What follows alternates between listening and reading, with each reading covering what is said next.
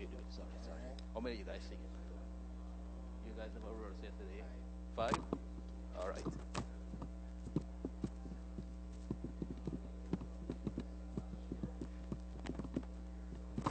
Clayton. How you doing?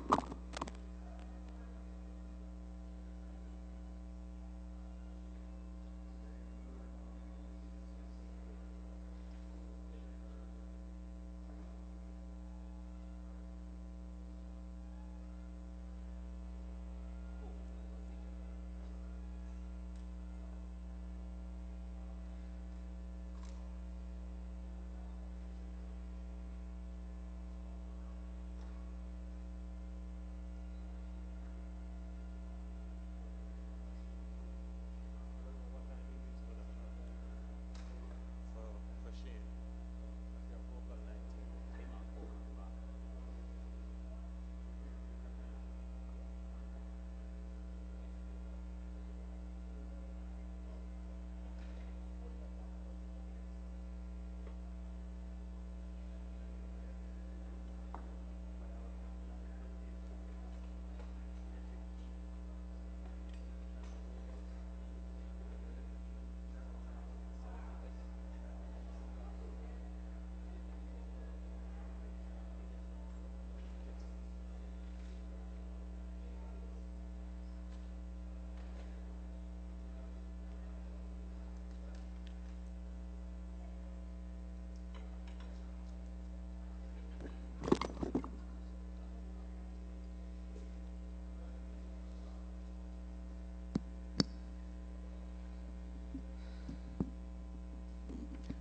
Where's Shane? Shane at the back?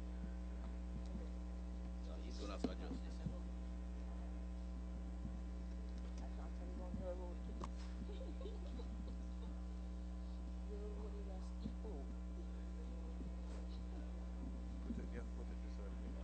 Put it this way. Kind of And center it's it cold. on the side. You know it's cold outside there. Go back, go.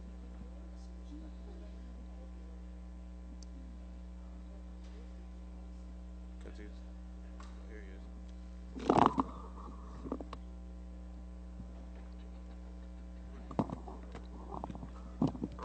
You did remind me, say, I just bothered one last week.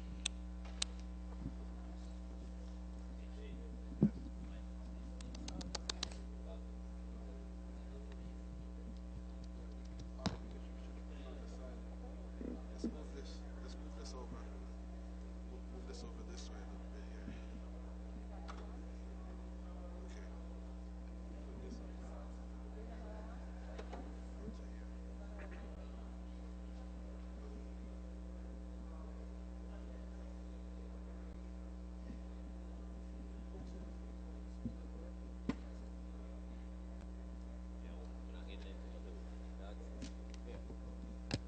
Chicks. 1, 2, 3, 4.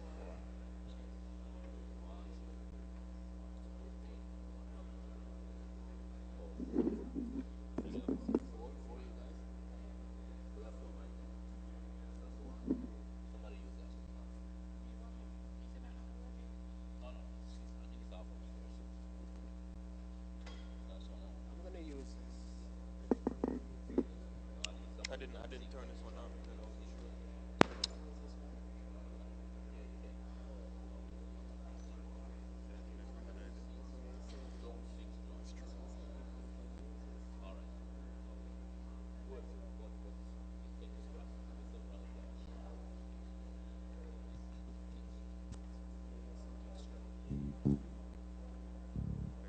17 is recognized. That's why I say.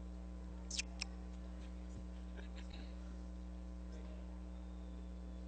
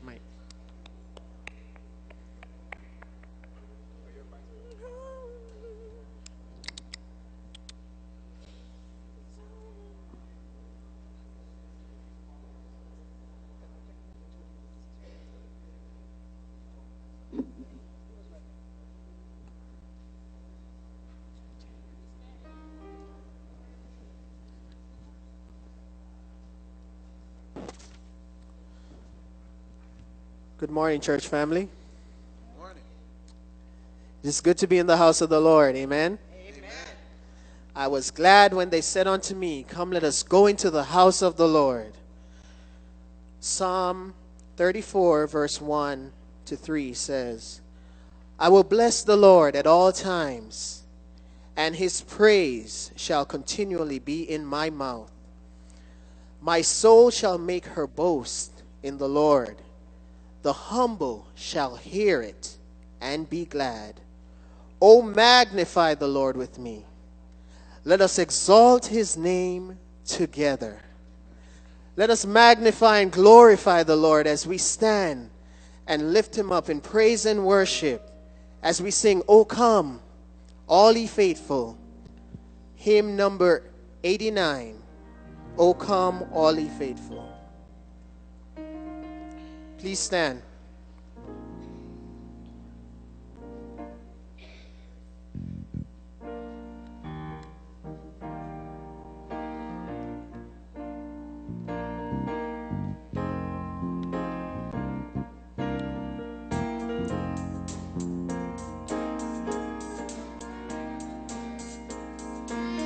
Let's sing it together. Oh, come, say, oh, come, all ye faithful, joyful and triumphant. Joyful and triumphant.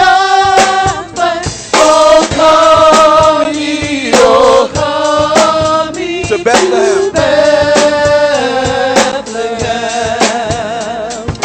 Come and behold him, born the King of Ages. Oh, come, Let us adore him. Oh, come, let us adore him. Oh, come, let us adore him. Praise the Lord.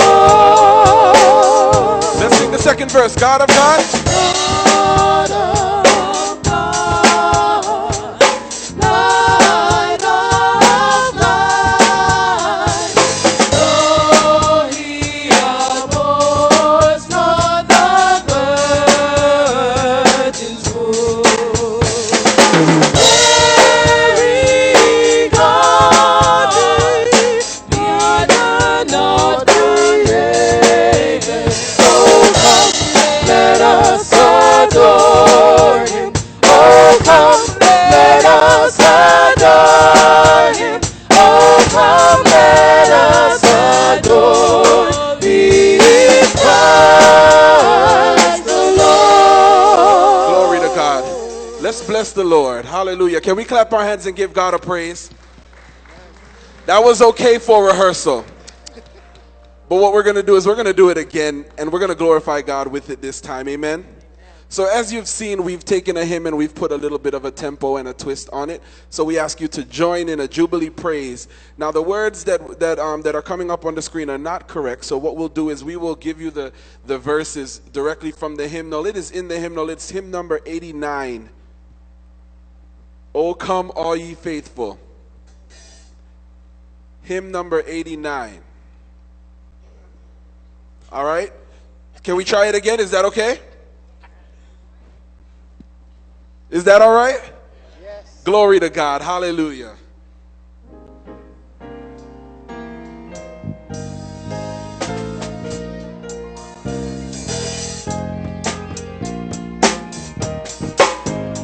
From the top verse. Oh come, all ye Faithful, joyful and triumphant. joyful and triumphant. Oh, come ye to Bethlehem. Come and behold him, for the King of Ages. Oh come, let us adore him. Let us adore him. Oh, come, let us adore him. Oh, come, let us adore him. Christ the Lord. Sing ye choirs of angels. Sing choirs of angels. Sing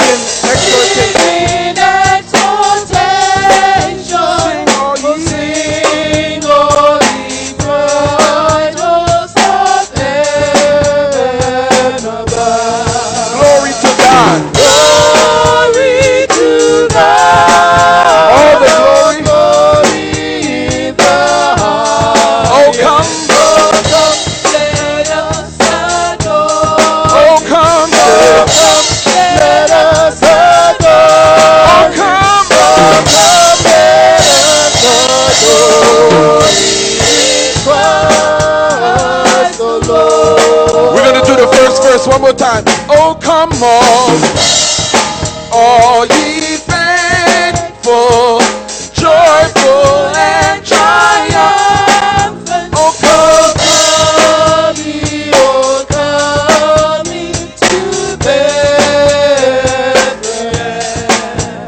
Come and behold Him, for the King of Ages. oh, come, Let us adore Him.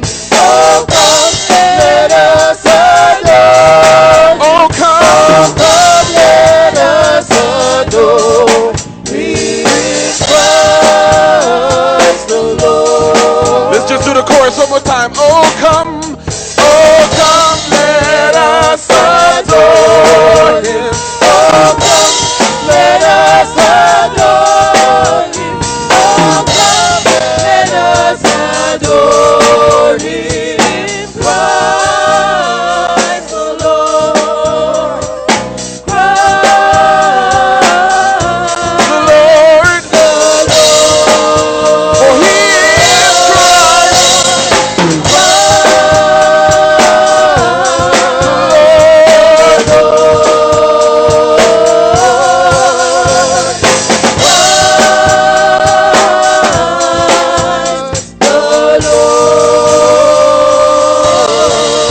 Hallelujah. Glory to God. Is He Christ the Lord? Hallelujah.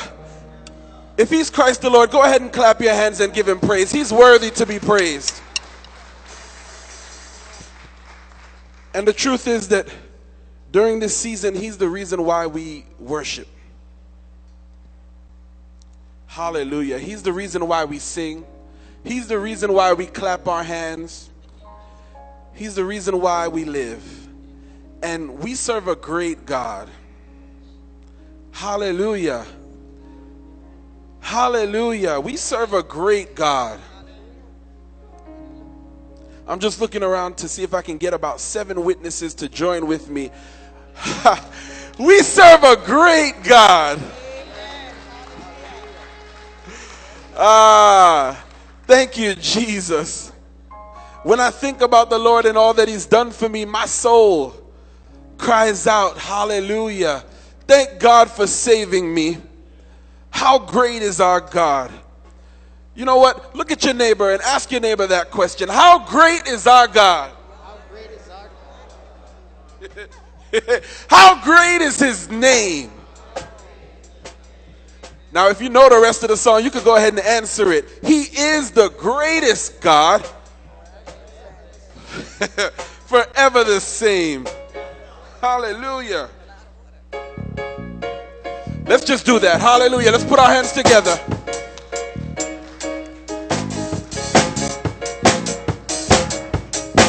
How great is our God? How great is His name? He's the greatest one. Forever. Forever the same. He rolled back the water from the mighty Red Sea. He said, I'll lead you. put your trust. Put your trust in me. How great is our God? How great is our God? How great is His name? He is the greatest He's one. the greatest one. Forever the same. He rolled back the The waters from the mighty Red Sea. He said, I'll lead you. Put your trust in me. One more time. How great is our God? How great is His name? He's the greatest. He's the greatest one. Forever the same. He rolled back the water from the mighty Red Sea. He said, I'll lead you. put your trust. Put your trust in me. One more time. How great is our God? How great is His name? He's the greatest one. Forever the same.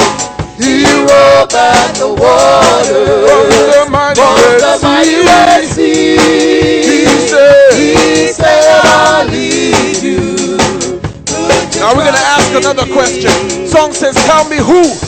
Tell me who made the angels. Tell me who made the joy bells ring. Who is the King of Kings? Nobody but my Lord. Oh yes, yes, He made the world. He made the sea and land. Fastened them together with His mighty hand. Under His control. Under His control. By His command. Nobody but my Lord. Who made the angels? Tell me who made the joy bells ring. Who is the King of Kings? Nobody but my Lord. Oh yeah.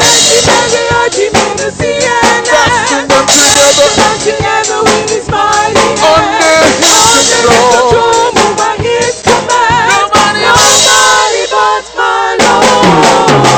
Who made the angels? Tell me who made the joy bells ring. Who is the King of Kings? Nobody but. Come on, let's testify. Oh yes. He made the world, He made the sea and land. Fastened them together with His mighty hand. Under His control. Moved by His command. Nobody but my Lord. Who made the angels sing? Oh, who made the joy bells ring? Who is the King of Kings? I know it's fast, but listen, let's say it again. Oh, yes, yes, He made the world, He made the sea and land. Fastened them together with His mighty hand. Under His control, moved by His command. Nobody but my Lord. Who made the angels? Tell me who made the joy bells ring. Who is the King of Kings? I feel like we ought to do it just one more time. Say yes, yes, He made the earth, He made the sea and land. He fastened them together with His mighty hand. Under His control, moved by His command. Nobody but my Lord.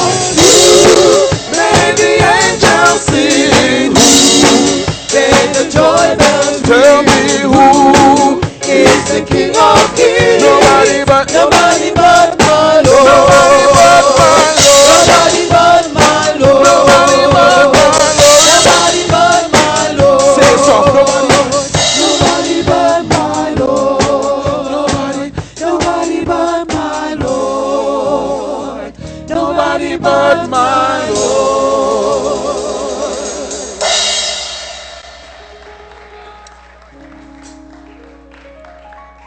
Hallelujah. The song says that He fastened it all together with His mighty hands. You know that Jesus Christ is the center of our joy. That from the earth to the heaven, Jesus Christ is the center of it all. About 2,000 years ago, Christ came to this earth and everything changed. The years changed. Folks who were in their sin had a chance to be free from the penalty of their sins and be justified because of what Christ had done on the cross. Today we're going to spend some time in prayer, not very long because God hears our prayers. But if you want to come to the altar, if you want to stand where you are, know that we're praying to a God who holds it all together with His mighty hands. The Word of God says that is in Him we move and have our very being. And nothing can't be created without Him. And in Him all things are created because He is God. Feel comfortable to stand, feel comfortable to sit, or come to the altar. Let's pray. Father, we just thank You. We thank You for being a God that saw our need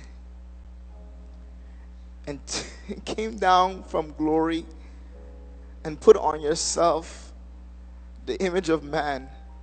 As it is said in John, the Word became flesh and dwelt among us so that we can be set free. So Father, my prayer today is that those who are in bondage, whether it's a sickness or it's just sin, that they will come to know that you are a God that holds the world together and that you're here to deliver us and set us free from the bondages that sin holds us to. And so I prayed this morning, Lord God, more than the finances and more than jobs. God, those things have no eternal value. But I pray for their souls this morning, that if there be anyone in here that don't know you as Lord, would come to know you. God, we pray for this church. Pray that today we have a wonderful day, a wonderful service, that you be glorified and you be exalted. God, have your way. In Jesus' name, amen. Amen. Please be seated. Welcome again, church family. Welcome into the house of the Lord. It is good to be in the house of the Lord this morning. Amen. Amen. Do we have any first-time visitors here this morning? Could you please stand that we can acknowledge you and welcome, welcome, welcome. Thanks for coming out. And if you don't have a church home, just feel free to see someone here, because this is a family unit and we love on each other here at Metropolitan, and sure we'll open up our arms to welcome you. The ushers will give you a token of appreciation as you remain standing. And for those of us who have been coming month after month, week after week, welcome into the house of the Lord once more. And at this time, we'll have our meet and greet. You could just stand and give someone a holy hug, a holy kiss, shake their hands, and tell them that God loves them. And they're going to have a blessed week this week. Amen.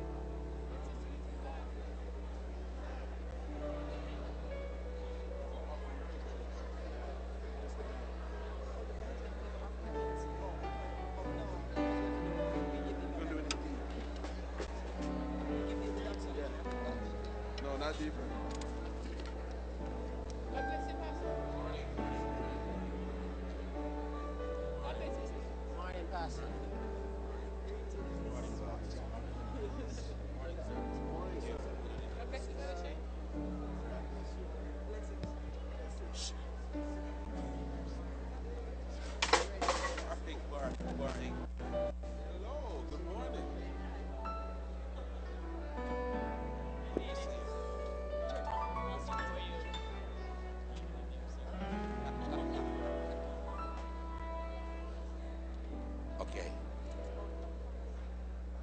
All right, okay, we are going to ask you to get back to your seats. And let me just bring you a few announcements, and then the ushers are going to get ready to come and do our offering for us, our tithes and offering. Let me join Deacon Brown in welcoming our visitors. And we have two special people here today. You're all special. I'm going to ask you to come and introduce your mother. Yes.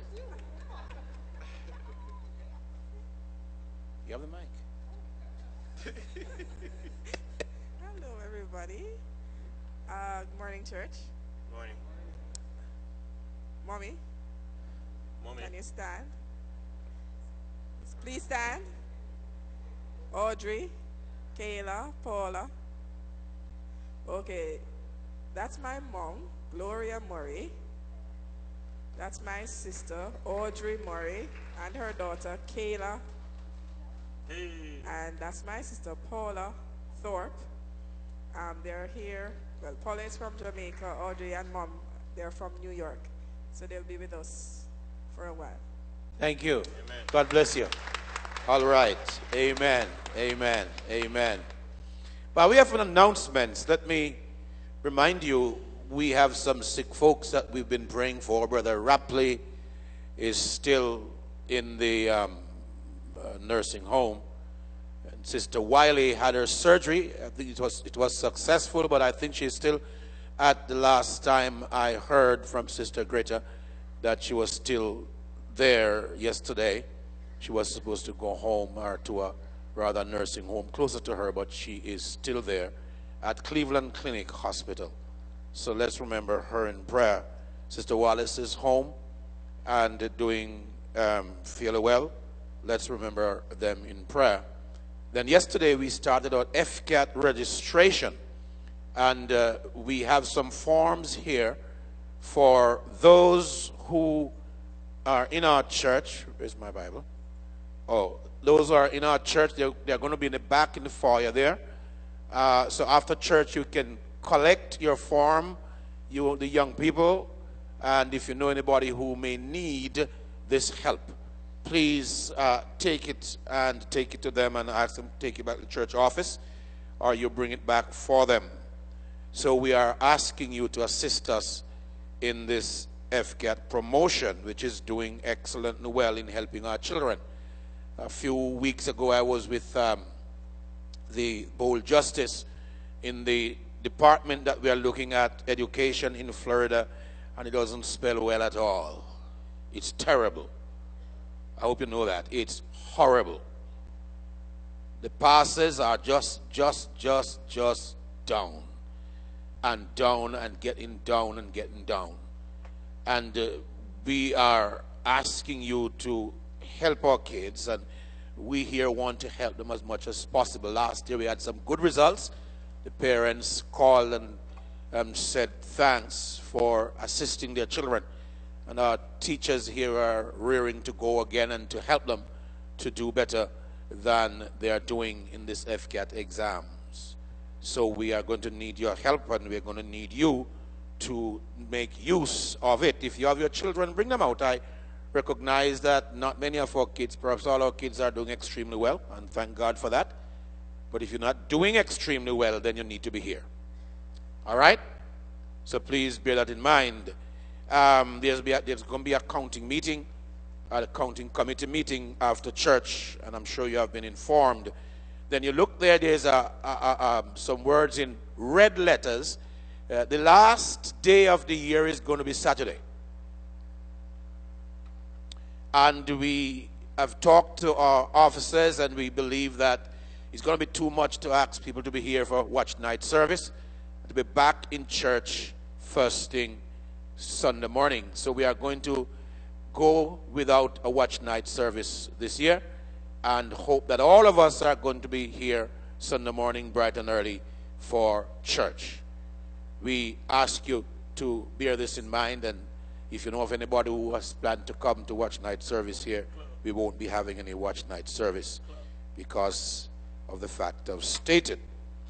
The January 10th meeting, it's all there for us, for the seniors, and we ask you to pay attention to that.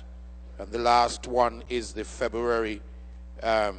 January rather, 15 to 21st, our week of prayer that we look forward to.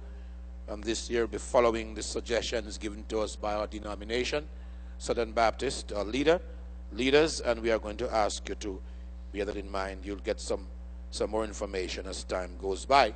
Thanks for being here, and we look forward to seeing you Sunday morning, bright and early here for church. We are going to have our Christmas service. Hope that you'll be here.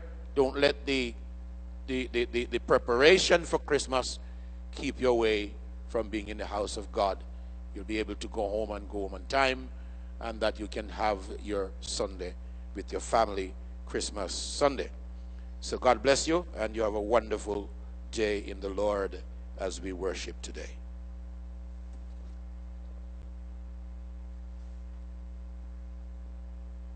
Thank you, Pastor. At this time, we'll go into our offering as the ushers come forward. The band will be playing special music, and as we collect our offering this morning.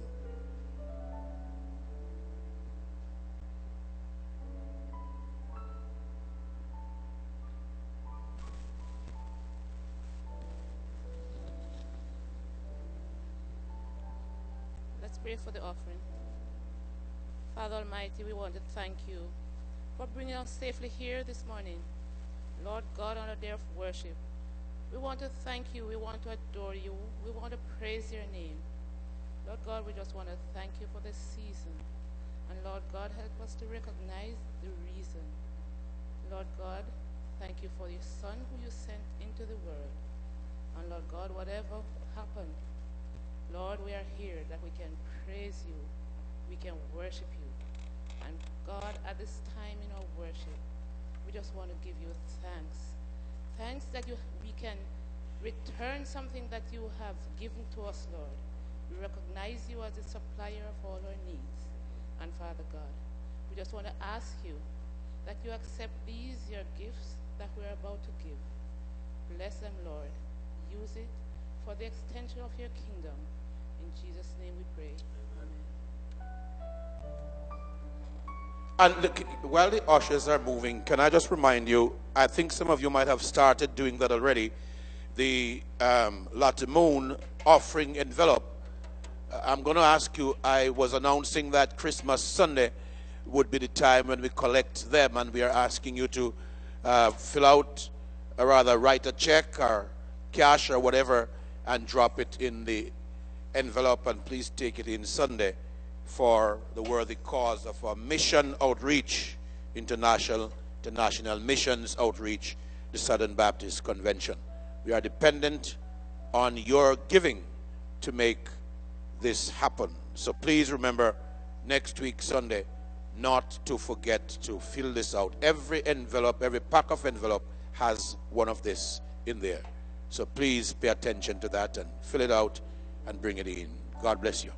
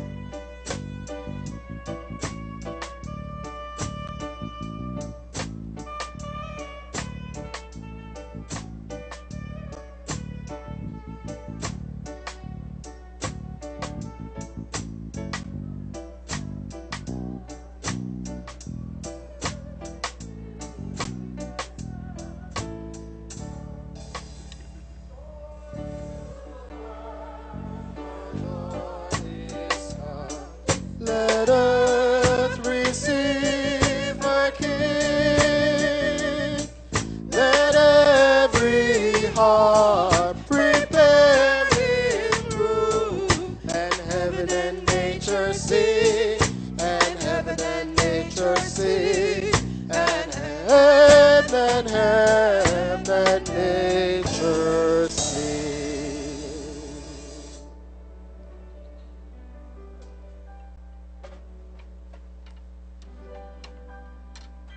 Praise God from whom all blessings flow. Praise him, all creatures here below. Praise him above the heavenly host.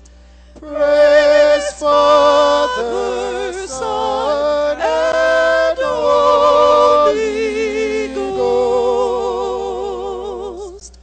Amen.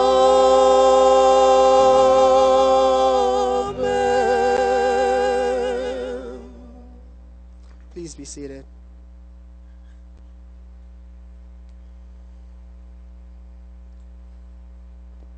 We'll now have a special item by the band, and following that we'll go into our message for the morning by Pastor Connor.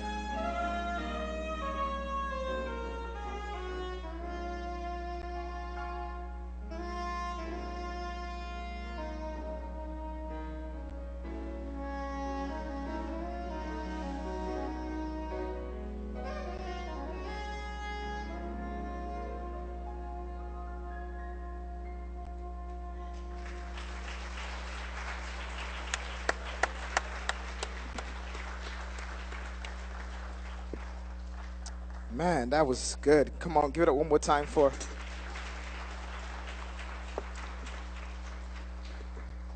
Now, how do you get up and preach after that? Yeah, I'm saying the exact same thing. I don't know. Good morning, Metropolitan Baptist Church. For those who don't know who I am, my name is Arthur Connor Jr., and I'm the youth pastor here at Metropolitan Baptist Church. And this morning, I'm so excited to have the pleasure to share with you God's Word. But before we get into God's Word this morning, I want to make just one announcement. As Pastor Green said this morning, that we're not having Watch Night service, and usually after Watch Night service, there's an event called Mass Effect that's geared a little bit more towards the younger generation, and there's some fun and games, and there's some music, and we party and have a good time, and there's a message. And so we decided, we can't have it because the next day is church, and you can't get home at 2 and 3 in the morning, and then come to church the next morning. And then we didn't want to have it, and then when church was not crowded, folks would blame us. And so we decided, you know what, let's not do it on the 31st, but let's do it on the 30th. And it won't be the same. It'll be a little different, but we're planning on having a Mass Effect Party Edition, and it'll be a party from the 8 to until, we will have a good time. There'll be some food, there'll be some drinks. Our young people will be handing out flyers afterwards, and it's for everyone. So if you want to come and have a good time, and jump one time, and left foot, left stomp, and all that good stuff, I mean, you can come and hang with us on that night. And we will have a great time. There'll be different artists. There'll be a message. And so you can come on and hang with us. And if you want to serve, there's a lot of opportunities to serve. So if you want to serve on that night, please be free to see me before you leave so I can give you an opportunity to serve with us on that night. So if you're excited about that, let me hear you say, "Oh, yeah." Yeah, I like that. So we're gonna have a good crowd, and we're gonna have a good time. Amen. Man, I like being in church. I like seeing faces that you don't get to see every week, and I like seeing the beautiful eyes of these wonderful ladies that look you in the eye and they blink at you too. And it's that good kind of blink because they know you have a wonderful, they know I have a wonderful wife, but this is a loving family, and I say it over and over again, but I'm so glad that God sent me here.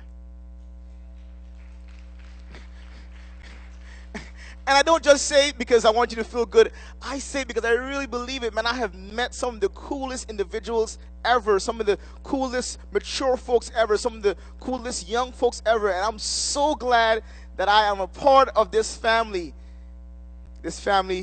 called Metropolitan Baptist Church. But this morning I want to talk about having a new attitude.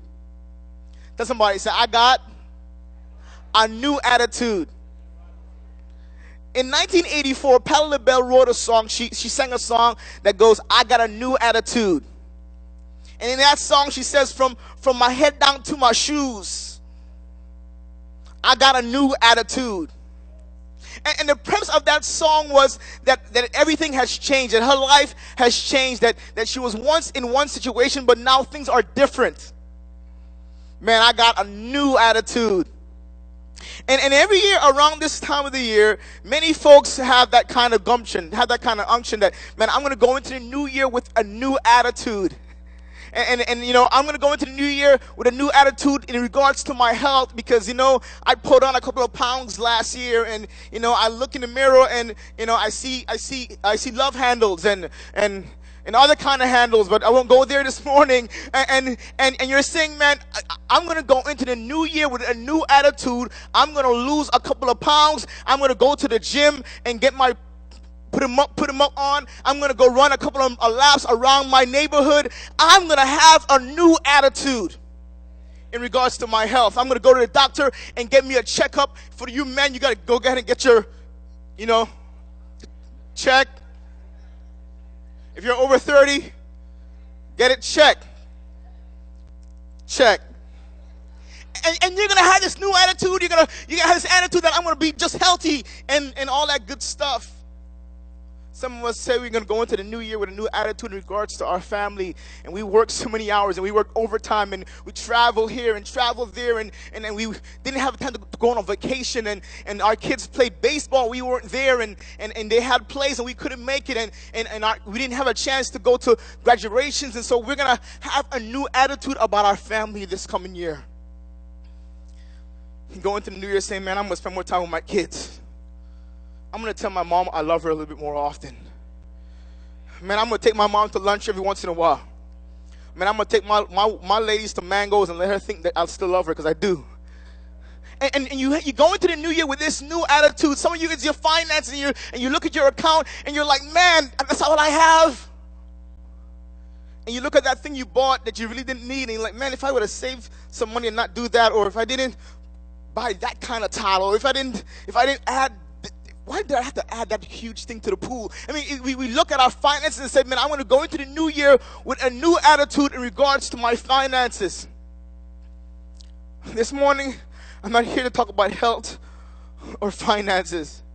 I'm not here to motivate you in those terms, but I want to share with you from a guy named Paul. In the text this morning, we see Paul challenging the Philippians to have a new attitude. But this new attitude requires something. It requires change. Change that can't just come from you being self-motivated. Change that just can't come from you having goals and having sub-goals. Change that requires something that is beyond you and me. You know, a couple of years ago, I forgot it at home, so this is what I have to do. I bought my son a cool little red car. It's a little bit bigger than this, and it had a remote control. And he opened the box, and he's like, man, Daddy, I have a car. You know, he couldn't talk very good at that time, and he said, Daddy, car. And he was so excited when he opened it up and he saw the remote control. He opened it up real quick and he put it on the ground. Not like that though. And he had a remote control and he was pushing it and And he's like, Daddy, it's not moving. And he didn't realize that for the car to operate at its full capacity, it required something. Batteries. So he's pushing it and he's kicking it and he's pushing and he's, Daddy, why is it not moving? And I told son, it requires something. And when I screw that bad boy open and put in the batteries in the car, and I screwed the remote open, I put the batteries in the remote, he put it down and he was going and it was moving and he was having a blast. And he was like, man, he was going up and down and he was going under the chair and he couldn't get it out. And he's like, Daddy, I need your help. Car. But that car could not operate without the batteries. It required batteries for it to function the way it should function.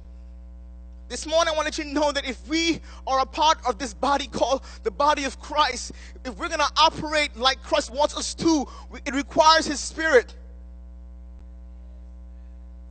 It requires the power of the Holy Spirit. You see, this car gets power from batteries, but the reality is the batteries run out. It's still at home and we don't use it anymore because I'm tired of buying batteries. And if you buy the cheap ones, they run out even faster. So you better buy Duracell. I'm not promoting them, but they're better than the others. And if you buy one, tell them I need a cut. But the power runs out. But the reality is the power of God never runs out. The power of God never runs out. That when we walk in the Spirit of God, we are attached to a power that will never run out. So we can have this new attitude. Let us pray. Father, we're so thankful. We're so thankful, Lord God, that you had a great attitude towards us. That your attitude that you showed towards us was an attitude of love. That you loved us so much that you came to this earth and became flesh and dwelt among us. So that you could change this world for your glory and give us an opportunity to have a new attitude. Your word said in Corinthians that any man who be in Christ is a new creation. Our attitudes have changed. So now this morning I pray that you would hide me behind the cross, that you would teach, that you would preach, and all I would be is a vessel, your mouthpiece this morning, being used for your glory. In Jesus' name we pray. Amen. Man, if you have your Bibles, go ahead and turn to the book of Philippians. Philippians chapter 2. If you don't know where to find it, I use this analogy. God eats popcorn. God, Galatians, eats Ephesians, P, which is pop, and C is corn. This is Colossians. So if you can't find it, you get to Galatians, then it's Galatians, Ephesians, Philippians. Philippians chapter 2, starting from verse 1.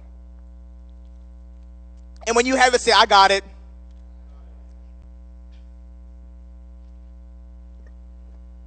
Here's what the Word of God says in verse 1. So if there's any encouragement in Christ, any comfort from love, any participation in the Spirit, any affection and sympathy, complete my joy by being of the same mind, having the same love, being in full accord and of one mind.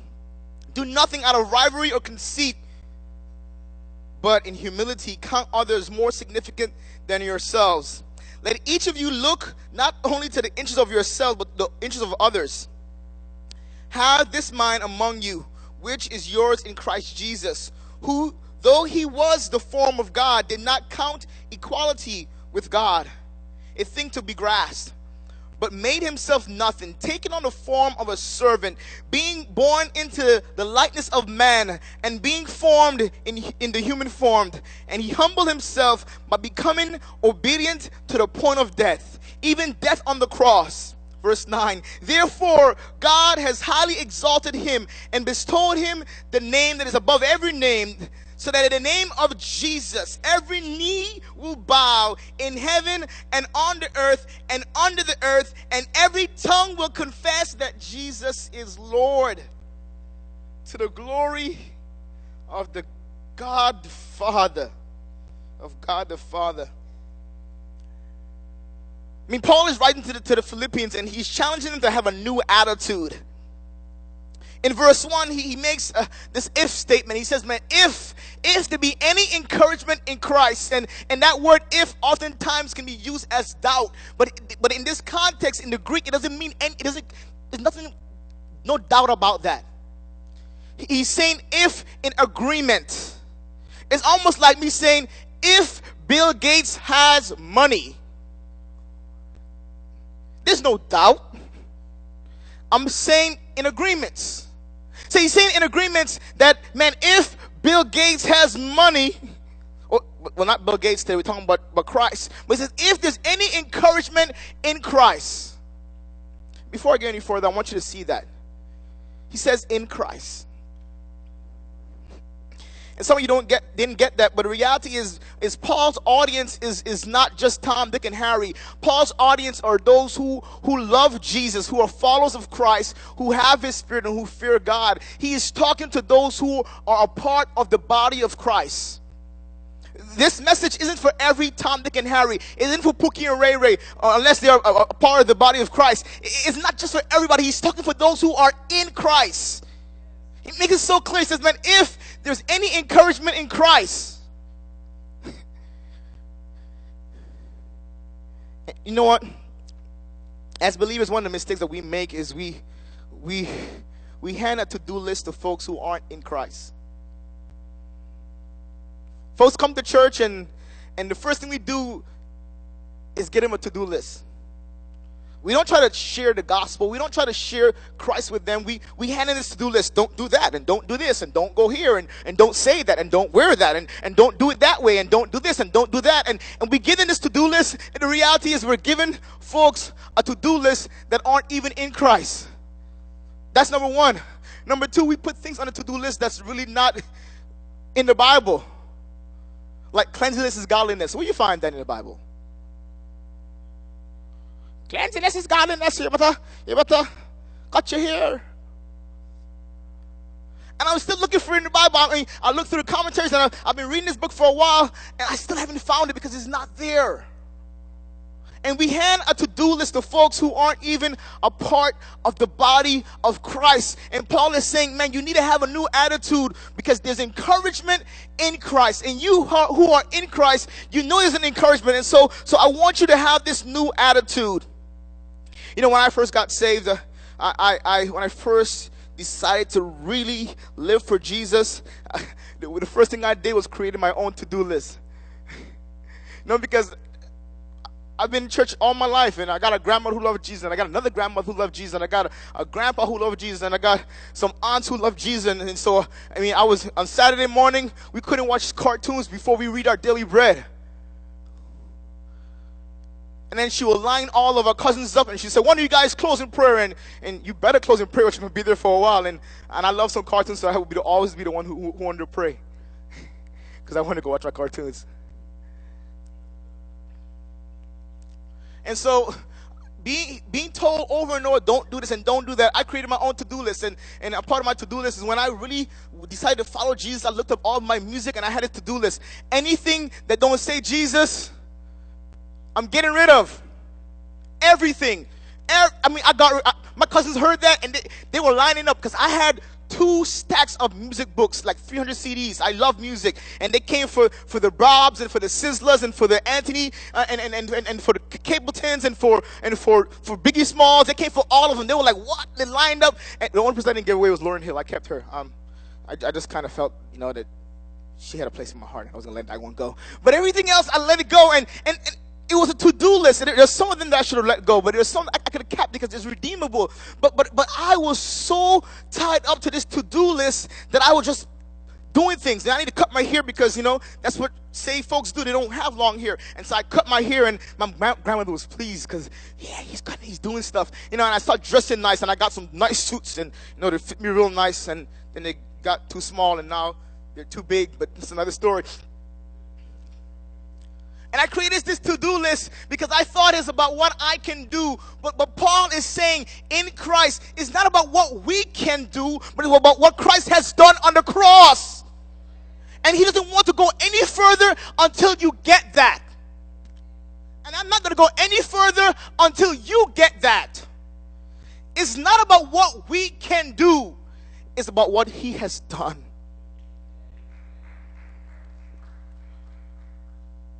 We can't be saved by our works, so we can boast about how good we are. You see what I did? I cut my hair. You see, I got rid of all my Bob Marleys, all of them, except Freedom Songs. I got rid of all of them.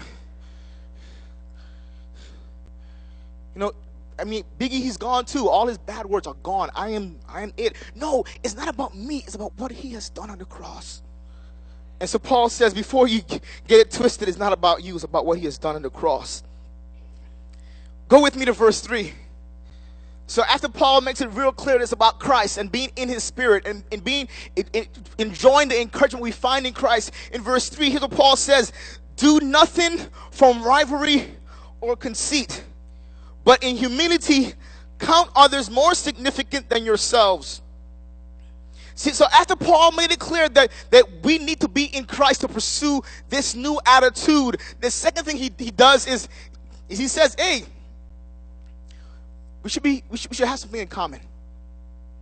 If we're a part of this body, there should be some commonalities.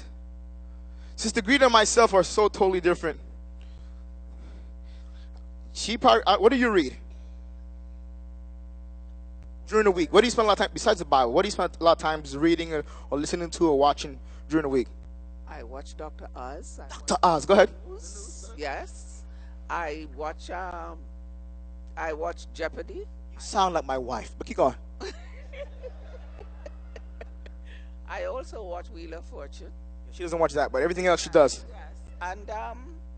And I watch some of the religious channels sometimes, and I sing and I read. She's a singer. We got to get her in the choir. So see, now for me, you want to know what I do during the week besides reading my Bible? Sports. I watch ESPN, NFL Network, NBA TV. I go to ESPN.com. I go to CBSSports.com. But here's different. We're different in so many ways. But here's what Paul is saying. There should be some commonalities. And here's what he's saying. He's saying that we should do nothing out of strife, nothing out of rivalry, nothing out of being conceited. Here's what he's saying. He's saying that the commonality is this. We should run away from our selfish ambitions and strife. That if we're a part of this body, what we should have in common is that we're trying to run away from all of our selfish ambitions. That we're trying to run away from strife. Why? Because when you're in Christ, you pursue the things of God.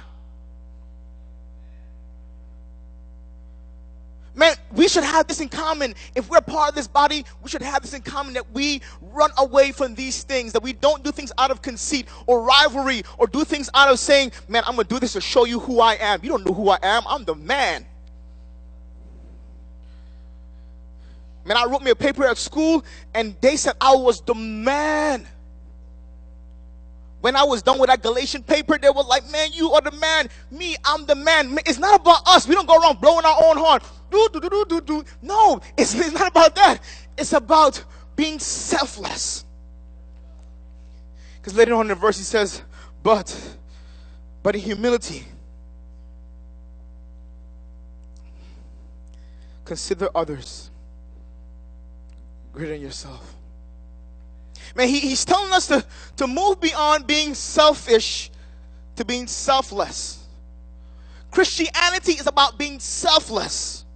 That as the more we grow in Christ, the more we become selfless for the purpose of seeing others come to know Jesus and to Him being glorified. Nothing else matters. Nothing else matters. Because we run away from the strife, we run away from the animosity, we run away from the self-ambitions. Not all ambitions. You can have good ambitions, but you run away from these things so that in humility we can be humble. We can be humble. Here's what I want you to write down if you're taking notes. Living a selfless life is something that is utterly foreign to the human mind. And we cannot do it in our own strength. It is by the empowerment of His Spirit as we embrace the gospel. I mean, what we're pursuing can't be done in our strength. It's by the empowerment of His Spirit as we embrace the gospel. As we embrace the good news that Jesus Christ saves. The word gospel means good news. Back in the days when they hear the word gospel, they use the word evangeline. So like back in the days when folks would stink, like they would smell real bad, and the deodorant guy was coming to town, when they heard his cart coming, they would shout these words, evangeline, evangeline, meaning good news. The deodorant man is coming and we're going to smell better. Jesus' goodness is a little different. We do smell bad. We smell of sin. The stench of sin is all over us. Not me. Yes, all of us. For all have sinned and fallen short of the glory of God. And so the gospel. You see, the gospel is bigger than the ABCs. It's bigger than admitting, believing, and confessing. Yet that's the springboard of the gospel. But the gospel is the A to Z to life. That on that springboard we're justified, but we jump into the pool and it allows us to live life. The gospel is the way we live life. It encourages us to live a life that will bring glory to God. It's bigger than just admit, believe, and confess. It's how we live life. If you're with me, go ahead and turn to the book of Romans, the 10th chapter.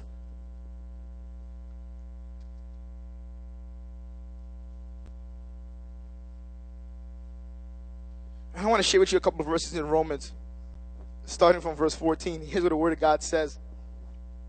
How then will they call on Him in whom they have not believed?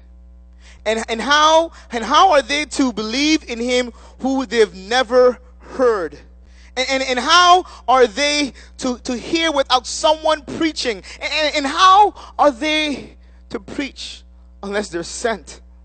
As it is written, how beautiful are the feet of those who preach the good news. My God. But they have not all obeyed the gospel. For Isaiah says, Lord, who has believed what he has heard? So faith comes from hearing, and hearing through the word of Christ. Faith comes from the gospel.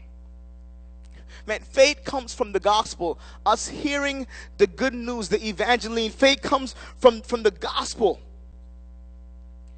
And Paul is saying that, man, it's the gospel that brings forth change. It's not a 2-hour seminar. It's not folks getting involved in their small groups. It's the gospel. And that's why Paul said in Romans 1:16 that I am not ashamed of the gospel because it has power. Man, the gospel has power, and until we embrace this gospel, we can't have this new attitude. And some of you guys are saying, when is he going to get to this new attitude? But let's get there. The first attitude that Paul was talking about was an attitude of humility, as we see in verse 3. And humility is a huge word that can mean so many different things, but here's what it really means in the context. Humility means recognizing that it's not about you. Humility means coming to our realization that nothing revolves around you.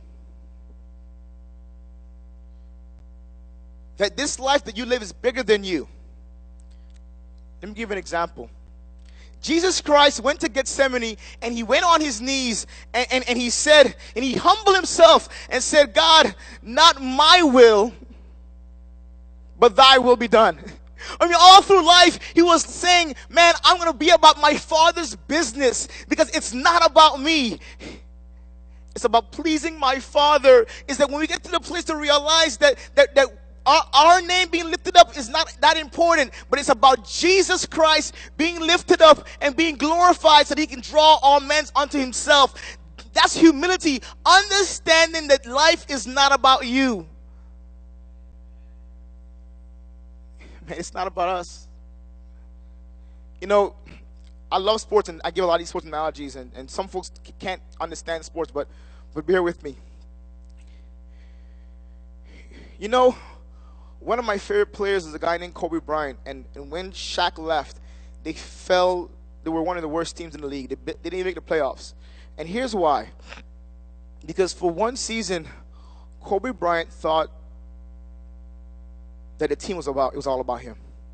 And he said it one time in an interview.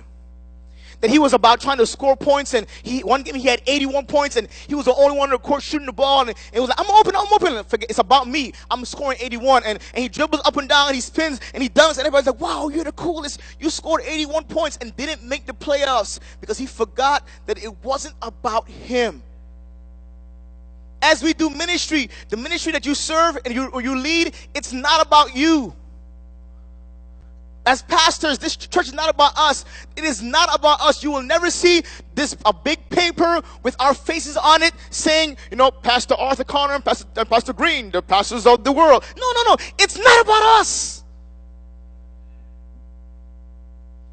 And Paul is saying, man, you need to have an attitude of humility to get to the realization that your attitude needs to be, it is not about me. And when you understand that it's not about you, you can be selfless. That's what they got in Acts 2. They recognized that it wasn't about them. And so the Bible says that no one counted their possessions as theirs. They didn't say, well, this is my car because Sister Betty needs that car. I'm going to give it to her because it's not about me. No one hoarded all their money. Matter of fact, they sold their land to help those in need. Why? Because they had the attitude of humility, that it wasn't about them. I mean, Paul is saying to the Philippians, man, it's not about you. And this morning I'm saying to you, it's not about you. At the end of the day, the main actor is God.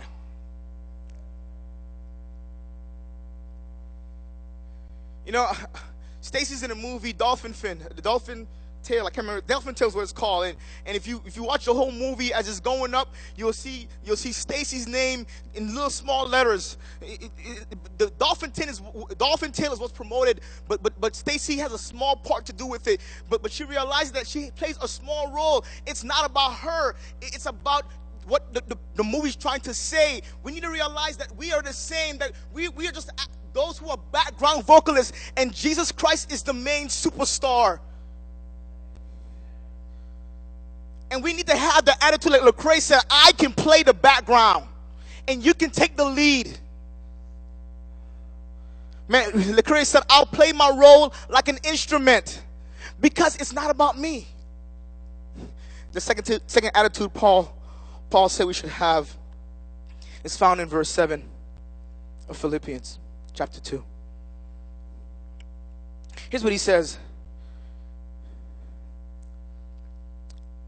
Start from verse 6. He says, who, though he was in the form of God, did not count equality with God and something to be taken to be grasped, but made himself nothing, taking the form of a servant, being born into the likeness of men. The second attitude is that we should have an attitude of service. We should have an attitude of service. So Paul is saying not only should we have an attitude of humility, but we should have one of service. And the greatest example is Christ himself. You know, Christ emptied himself. And many scholars would try to say, and I think they're wrong. I really believe they're wrong. They'll say that Christ came to this earth, and they'll say that he took off his deity, or some folks would say he took off his glory, and that when he was on earth, he wasn't really man. He wasn't really God. He was more man than God. But there's nowhere in the scripture that says that he took off his deity, that he was no longer all-knowing, that he was no longer all-powerful. It makes it more clear that he was both God and man. John 1 says it so clear. It says, in the beginning was the Word, and the Word was with God, and the Word was God. And in verse 12, I told my students this last week, it became flesh and dwelt among us. That he emptied himself not by taking off anything, but by putting on something. He became human. He lowered himself by becoming like us, having skin like us that needs lotion, having a mouth that needs to get brushed every once in a while so they'll smell good. In verse 7, that's what it says in verse 7. It says, but he made himself nothing. He made himself nothing. How? Taking the form of a servant. How? Being born into the likeness of man. Let me go a little deeper. If you have your Bibles, go with me to Matthew chapter 20.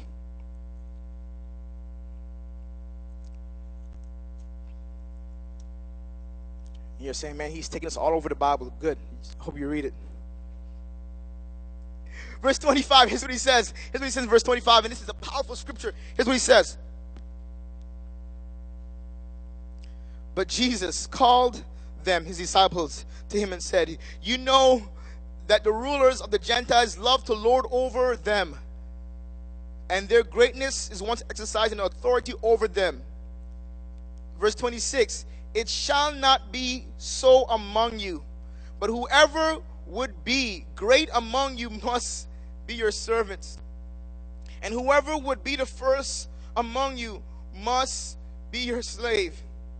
Even the Son of Man came not to be served, but to serve, and to give his life as a ransom for many. Man, we need to have an attitude of service. Man, Jesus had an attitude of service, that he was willing to go on his knees and serve. He was willing to go on his knees and wash the feet of the disciples. That he was willing to go on his knees and put his hand in some mud and come to the blind man and say, come here, let me put some mud in your eyes and I'm going to heal you. That he was willing to go on his knees and touch the leper. That he was willing to serve. That we should have an attitude of service, because Christ didn't come to this earth to get friends on Facebook or to have folks follow him on Twitter, but he came to serve. That's why he came. Man, I didn't come to be served.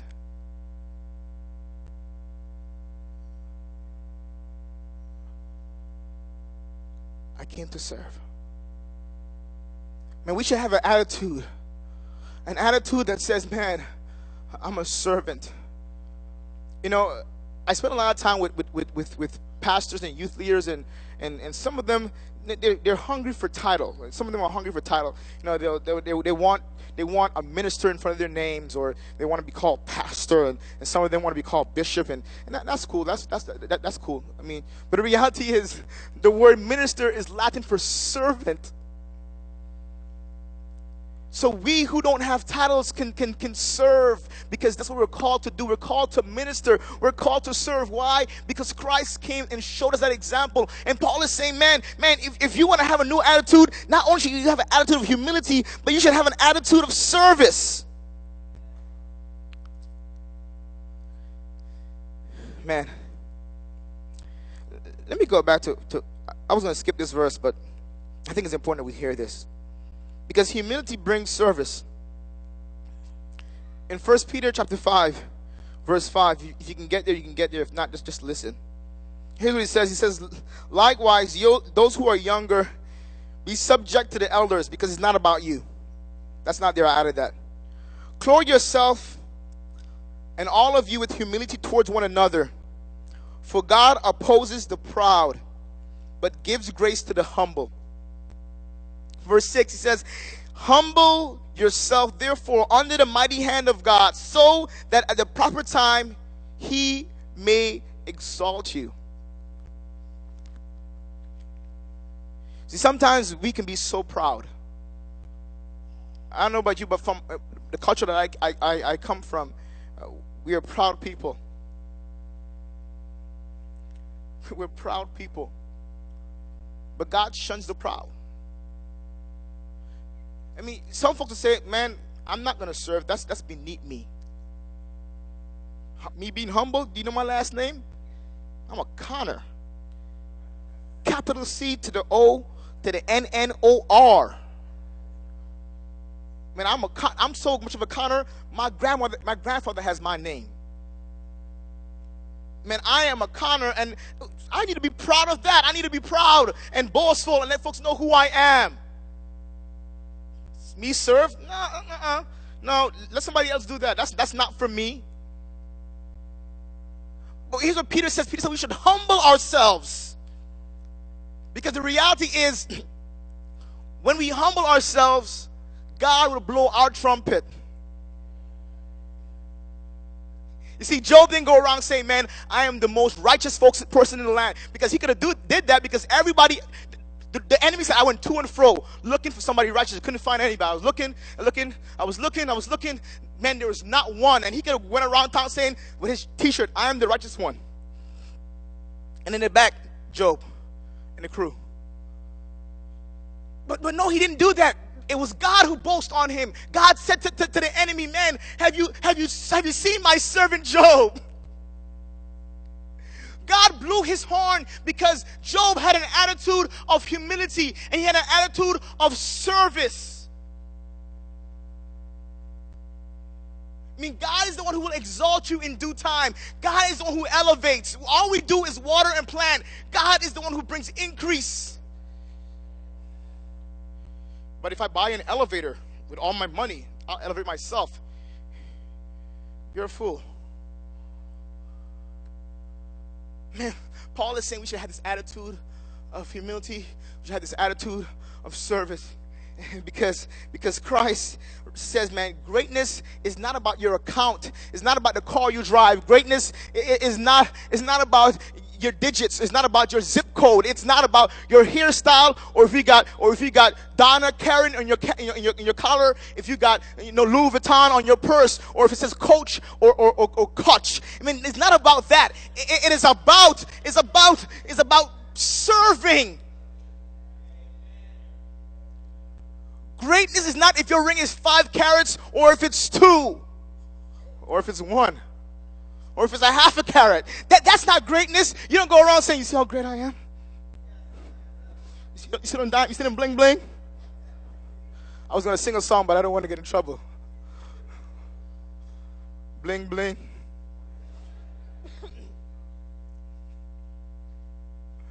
Greatness is not about the L in front of our cars. Greatness is not about the size of our bands. Greatness is not about the color or the shape of our watch. Greatness is not about what kind of glasses we wear. Greatness is serving. And he says, if you want to be great, you serve. And I'm going to show you how it's done. I'm going to provide you an example. And I'm going to serve. The last point I want to make this morning It's not only that Paul said we should have a new attitude and having an attitude of humility and having an attitude of service, but in verse 8 he makes clear his third point. And there's more than 3 points, but these are the 3 major ones. And in verse 8 in Philippians, here's what he says. He makes it so clear that not only should we be humble, not only should we serve, but here's what should happen. In verse 8 he says, man, and being found in human form, he humbled himself by becoming obedient to the point of death, even death on the cross. My last point this morning is an attitude of obedience. Man, Jesus went back to Gethsemane. He was in Gethsemane, and here's the attitude that he had. He stood there, and many would say that he was agonizing over the situation at hand, and it was so difficult that he sweat bullets, that blood was coming off of his face. And here's what he said to his father. He says, "Father, if it be possible, let this cup pass me by. Let it pass me by, please." But here's what he says. He says, "Not my will, but yours." Man, I'm going to be obedient to the will of my Father. I'm going to be obedient to the one who sent me. I'm going to have an attitude of obedience. You know, I have a son, he's about 5 years old, and he doesn't know it yet, but he's going to have a new job to do in a little while. He's going to take out the garbage. Right now, all he's doing is cleaning his room, but I'm watching him. I'm going to say, take out the garbage, because I'm tired of doing it. But what if my son would have come to me one day and say, I said, "Emmanuel, take out the garbage." And he come to me and say, "Daddy, guess what? I memorized something. Take out the garbage." You know, I know the Greek words for garbage. The Greek word for garbage is this, and he breaks it down. You know, the garbage, and here's here's the context of this statement. I should take out the garbage. What if he goes and says, "Man, I'm gonna have a small group to talk about taking out the garbage. We're gonna meet once a week and talk about taking out the garbage." What if he says, "Man, I'm gonna get together with some young adults and meet once a month and talk about taking out the garbage"?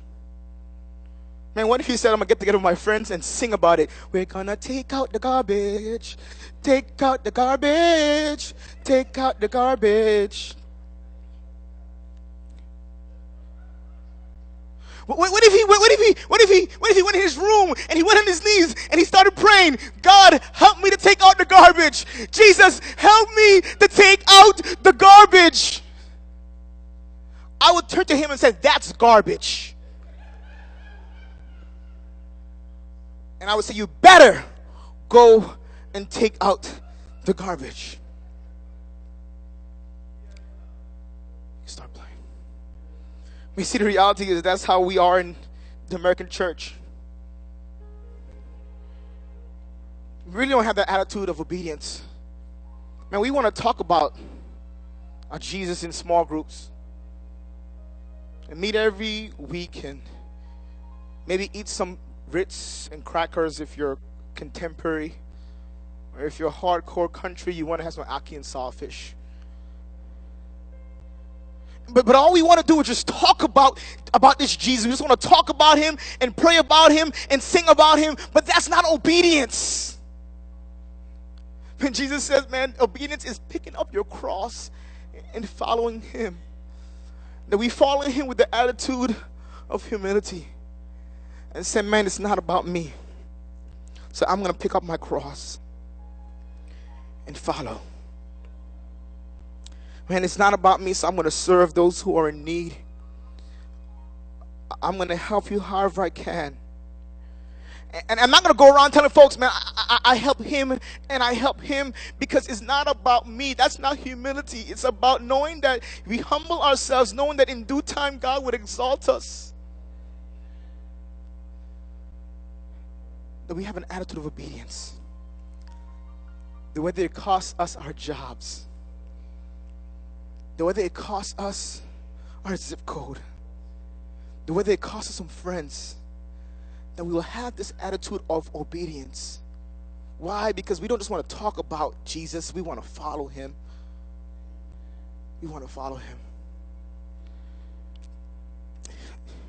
Man, here's how he closed the verse, and I'm going to read the scripture and then we'll be done. Man, Paul closes this text so beautifully. Man, he says, because of Christ's attitude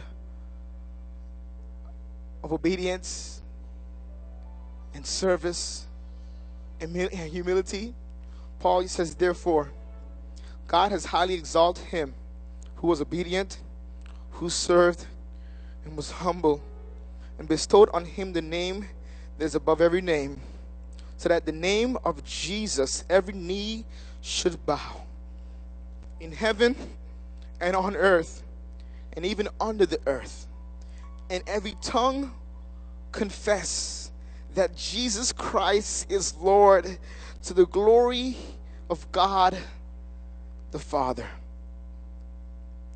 You see, because of his humility, God exalted his Son to give him a name that's above every name. Because of his attitude of service and being willing to go on his knees and serve, to break some bread, to break some mackerel, every knee will bow at his name. And because of his obedience to the will of the Father, the Word of God said that every tongue will confess. Every tongue, whether you're in the earth or you're in heaven, or whether you're under the earth, man, every tongue will confess that he is Lord because of his attitude. This morning, Paul is saying to you, you need to have a new attitude. This new attitude can't come from you writing down goals and having an agenda. This new attitude comes from you allowing the Spirit of God to move in you. To move in you. So as we close this morning, I want you to have a new attitude that's focused on things that have eternal value. I know you want to work on your finances, but that car you're trying to buy ain't going to heaven. I know you want to get in a different zip code, but that zip code won't exist in heaven. But those who are lost have eternal value. Your family has eternal value. You who are here, who are not in Christ, Christ died so that you can have eternal value. So you got to deal with 4 things, and then we're going to close. Man, you need to deal with your sin. Because every one of us have sinned. And the Word of God said, because of one man's sin, death entered into the world. And so one day we're all going to die. We're going to die one day. And when we die, we're going to be judged. We're going to be judged either upon what we have done or upon what Christ has done on the cross. And we got to deal with Jesus. Because I know for sure when we are judged, we're going to be asked, what did you do with my son that I sent? You don't have to deal with that. And I challenge you, if you haven't done that yet, do it now. Now today I'm doing things a little differently. Pastor Green, come on up. Stand with me. Deacon, come on up. Stand with me. Deacon Samuels, come on up. Stand with me. Sister Mary, if you're here, come stand with me. Sister Yvonne, come on, stand with us. And if you're here today and you want to deal with that issue called sin, it's not about coming to church. It's not about looking right. It's about dealing with that issue called sin. And if you're here today and you say, man, I want to have that new attitude, but I realize that I need Jesus, I'm going to ask you to come to the altar and see one of these leaders, and they'll pray with you, and they'll help you to have this new attitude. Man, I don't feel comfortable coming up, but Christ was so obedient to the point of death that he was willing to hang on the cross for you and for me. So as we sing just one time, if you feel led to come, because, man, I need to be in Christ, because I need me a new attitude. I'm coming back to the heart of worship, and it's all about you. It's all about you, Jesus. I'm sorry, Lord, for the thing I've made it. 'Cause it's all about you. Just come. It's all about you. Thank you, Jesus. I'm coming back to the heart of worship. And it's all about you. Yes, it is. Just come. It's all about you, Jesus. I'm sorry, Lord, for the thing I've made it. When it's all about you, Jesus. It's all about you, Jesus. I'm coming back to the heart of worship. And it's all about you. It's all about you, Jesus. I'm sorry, Lord, for the thing I've made it. When it's all about you. It's not about me, but it's all about you, Jesus. I'm coming back to the heart of worship. When it's all about you, Lord. It's all about you. Let's sing one last time. Let's stand. Jesus. I'm sorry, Lord, for the thing I've. When it's all about you. It's all about you, Jesus. Hallelujah. Man, if you're here today and you want to have this new attitude, man, it begins with Christ and it ends with Christ. He says, I am the Alpha and the Omega. I am the beginning and the end of your faith. Man, if you want to go into the new year with a new attitude, and do it with Jesus. As our leaders take these folks to the back to get the information, man, if you feel God talking on your heart, if you feel God saying, man, you need to have this new attitude. You need to have an attitude that brings glory to God. Man, you need to get right. It's not going to happen without Jesus. So if you feel that talking in your heart, don't be afraid to come. The altar is still open. Let's pray. Father, we thank you. We thank you for giving us a great example that you came to this earth and you humble yourself and had an attitude of humility that would say, not my will, but your will, Father. And then you also had an attitude of service that you said, man, I didn't come here to look nice or to be served filet mignon or to be served anything. Man, I came here to serve. And I came here to be obedient to the will of my Father, even if it requires my life. And it did. So now I pray for those who are here that desire a new attitude. I pray to realize that new attitude only comes from and in Christ. Thank you for your word. Thank you for your Son. Thank you for your power. In Jesus' name, amen. We want to thank you for coming this morning. Go ahead and shake somebody's hands and tell them you look beautiful. As our leaders take those to the back to get their information, let's put our hands together for those who have come to get a new attitude. Come on, you can do better than that. Come on, you can do better than that.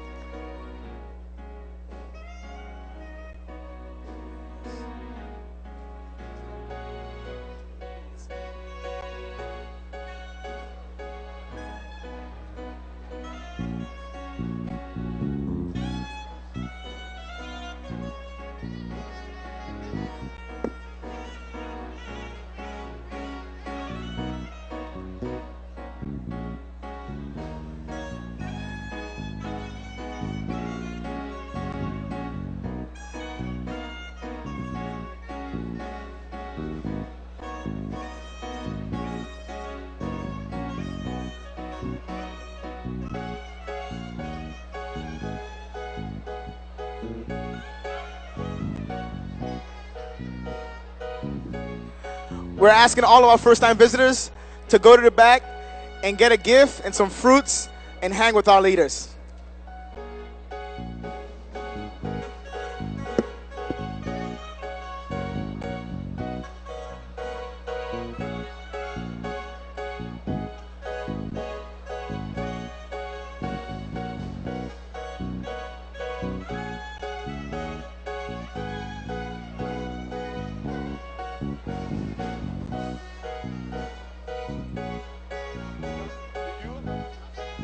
Young people, we're going to rehearse or what? Real quick. Because you off on Friday, right?